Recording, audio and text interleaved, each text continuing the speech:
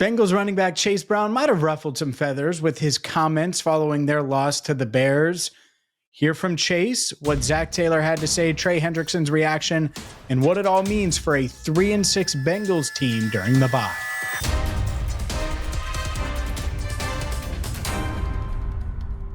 And let's dive into what is, to me, it's an interesting debate, interesting dilemma.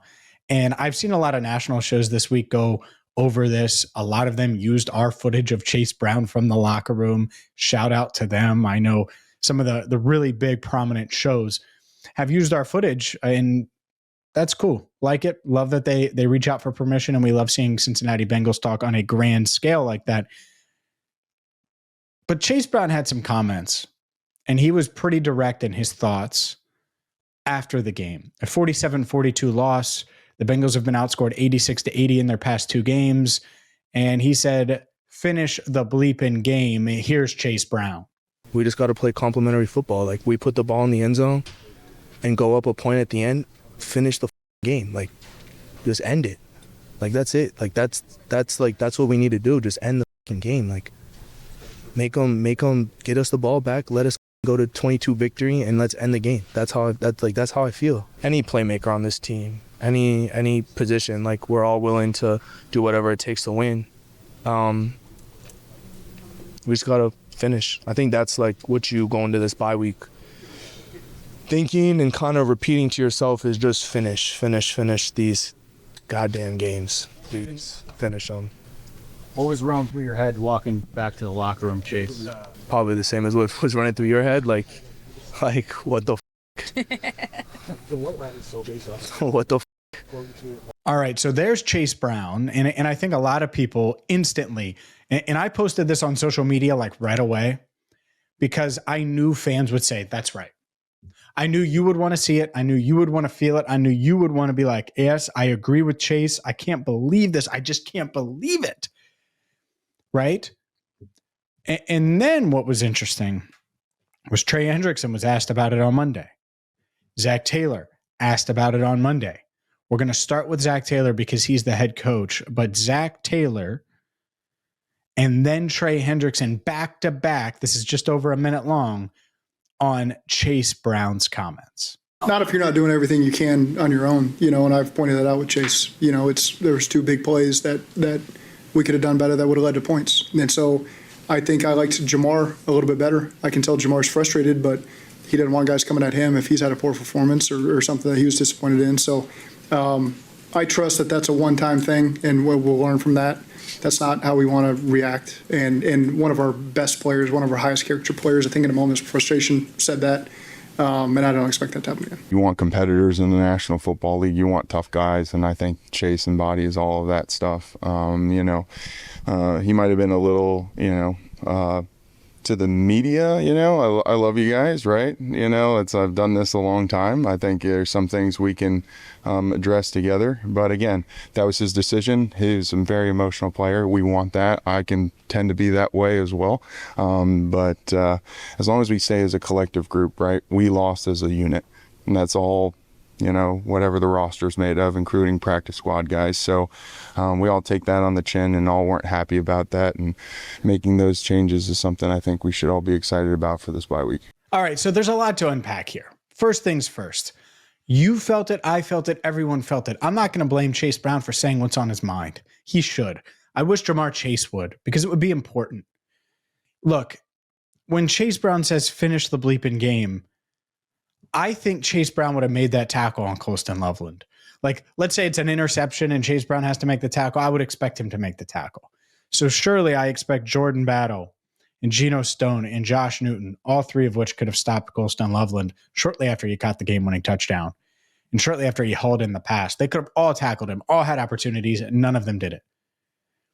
And so that passion, that aggressiveness, that thought process, that mindset, to me, it makes sense. To me, I understand it, and I'm not going to argue with it or push back. And very rarely in my line of work are you going to say, I'm going to push back on your honesty. I think honesty is important. I think if you're honest all the time, when it comes to media stuff, as a player. And I'm thinking like from that perspective, if you're honest all the time, then it's not going to matter. Like I think Joe Burrow is usually about as honest, not always, but about as honest as he can be. I think Jamar Chase is as honest as he can be, and he's holding back, and Zac Taylor's using him as, oh, hey, be like Jamar, and that sounds great. It does. But there's a hole in that foundation, which I'll get to coming up in just a second. But before I do that, everyone thought it. Chase Brown said it. I think Trey handled it pretty well. Zac Taylor, the opposite, saying, I don't expect it to happen again. And I asked a defensive player about these comments, and he said, I can't be mad if you're telling the truth. And he is telling the truth. And I think that's it. This defense, if they're offended by those comments, well, get your head out of your ass and realize that you're playing like crap. That's the bottom line. Like when Chase Brown, who's pretty soft-spoken, who doesn't make comments like that. Zac Taylor's right. He doesn't make comments like that. He doesn't go out of character. He is a good character guy. All of those things. When he says, finish the bleeping game, you know it's bad. So if you're the defense, you know what your reaction should be? Not, I can't believe Chase Brown said that. It should be, man, let me look in the mirror and make sure I'm doing everything I can. Obviously, Chase feels bad about his drop and the miscommunication, the two issues that Zac Taylor referred to. No one's perfect. Joe Flacco wasn't perfect the other day. You're not going to be perfect. You know who else wasn't perfect? Zac Taylor wasn't perfect. No one's perfect. But that doesn't mean you can't say, hey, make a tackle. Do the basic stuff.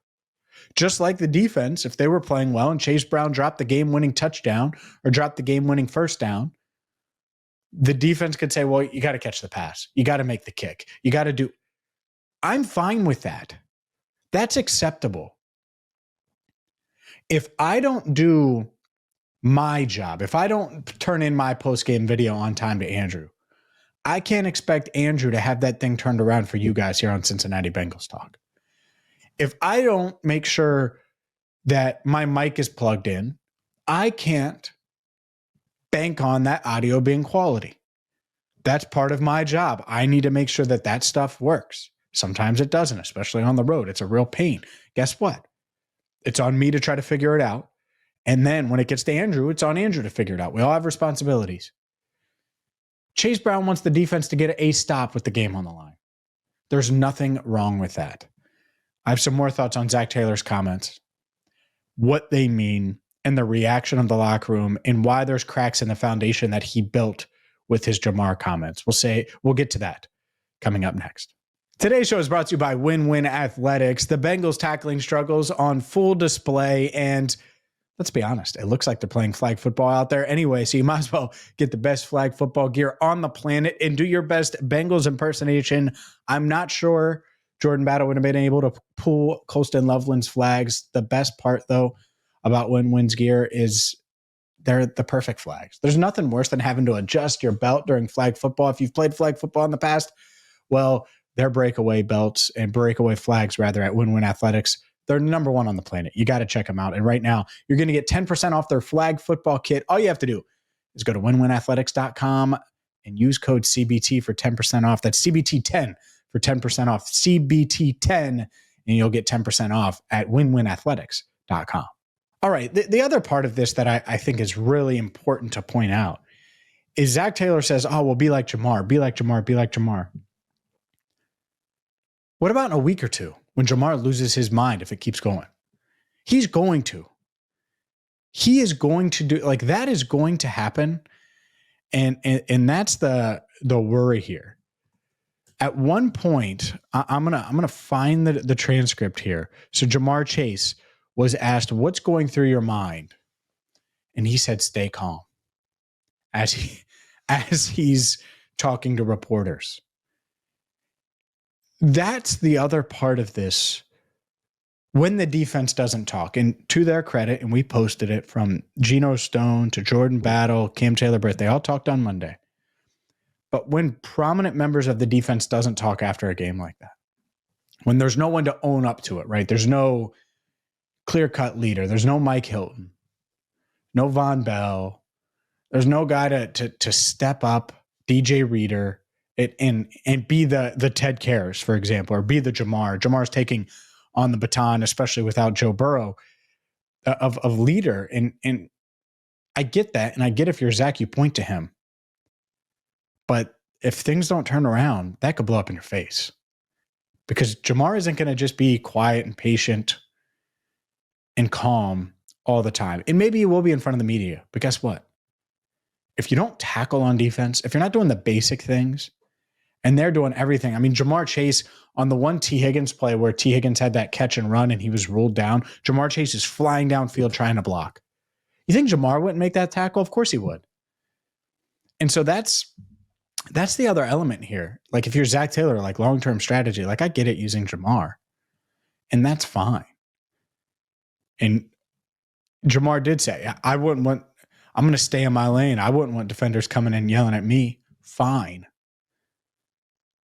But it's going to go from, I wouldn't want those guys yelling at me, I'm not going to yell at them, to, y'all don't care? Fine, I don't care. Because there's a point where tackling is about caring and effort and energy and all of the things that you put into it. And if you don't wrap up, if you're not paying attention, well then, what's the point? And that's the other element here, the other shoe to drop. The other part of it, where if I was Zac Taylor, I'd be like, look, love Chase Brown's passion. We need to fix the defense. I get it, Zac Taylor. You're worried about building up the defense. Well, they suck right now. Everyone knows it. The whole world knows it. And so the classic, I know we have to be better in all phases. I think we could have scored more points on offense. Chase Brown knows he made mistakes, but guess what? We know the defense needs to improve as well. I think that's how you do it. Instead of telling the whole locker room, yeah, that's just not how we handle it. What? With honesty? With honesty? Because honestly, they should have finished the bleeping game. It shouldn't have been that tough. They should have been able to get after Caleb Williams on 3rd and 10 when he scrambled for 14 yards. And then on the very next play finds Colston Loveland. They should have taken down that rookie tight end who magically had 2 touchdowns after not having a touchdown. And I loved him pre-draft, and I'm saying that just in case there's any comments up there like, oh, well, yeah, Colston's good. Yeah, he is good. And he's going to be a really good player. Tackle him. Tackle him. That's it. And they didn't. And when you don't do those things, that's like Chase Brown not accepting the handoff. You still give up the play. You still get the Bears into field goal range, but it's not taking the handoff. It's stopping and saying, nope. Well, he took the handoff. He was doing the basic things. He was doing the things that you expect a running back to do. And yeah, did he make some mistakes? Sure. But we're not talking about a dropped interception here. We're not talking about a fumble that was on the ground that you could have recovered and didn't. We're talking about a tackle. It's one of the most basic things in football. Tackle. Don't be offended when your teammate calls you out when you're not doing the basic things. And that's the bottom line. That's it. In this Bengals defense, better look in the mirror during this bye, figure it out, because doing basic things, if you get called out for not doing them, you shouldn't be offended. And the Bengals defender I talked to was not offended. I don't know if he wants me to use his name. I'm not going to use his name. I'm not going to stir the pot more, but he has the right mindset. The rest of the defense should too. Zac Taylor should too, and they should not be offended because Chase Brown points out something that is so damn obvious that the whole world knows it. I'm James Rapien. This is Cincinnati Bengals Talk. Hit that subscribe button on YouTube. Check us out wherever you get your podcast. And until next time, for Andrew Fox Miller, I'm James Rapien. Thank you so much for watching and listening